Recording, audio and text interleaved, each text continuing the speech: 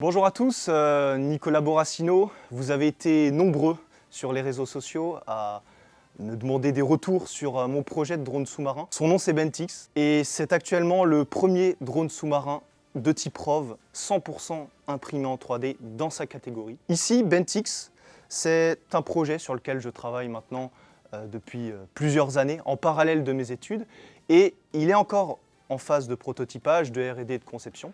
Et le Bentix est un drone sous-marin de type ROV, Remotely Operated Vehicle, qui est un nouveau prototype de robot mobile qui peut effectuer des missions complexes dans des environnements hostiles, restrictifs et difficiles d'accès pour l'homme.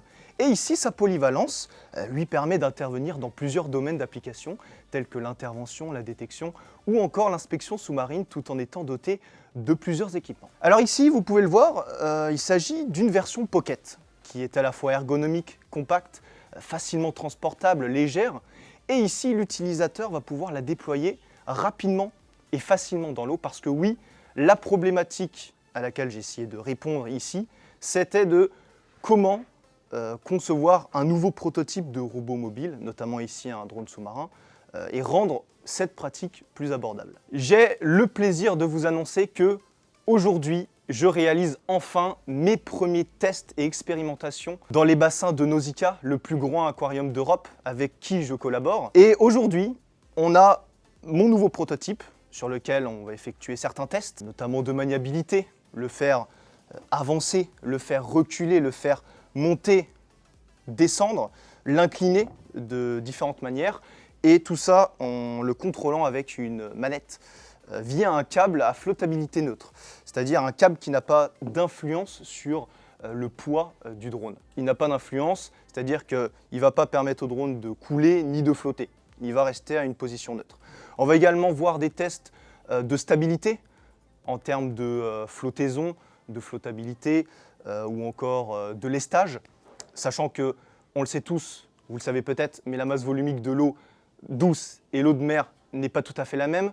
Donc le but ici, c'est d'essayer de calibrer tout ça. Et puis, on va voir comment, de manière générale, ma nouvelle version, mon nouveau prototype, va réagir dans des conditions réelles, dans l'eau et dans les bassins de Nausicaa. Ouais, il est... Ouais.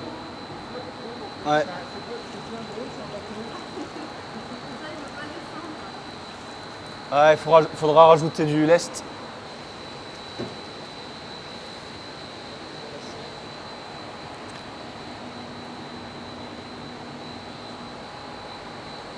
C'est déjà un peu mieux.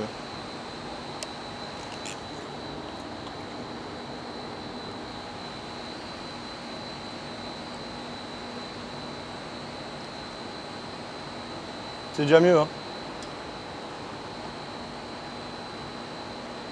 Ok. Tu vois, flotta légèrement positive. Il remonte, mais très peu. Marche avant.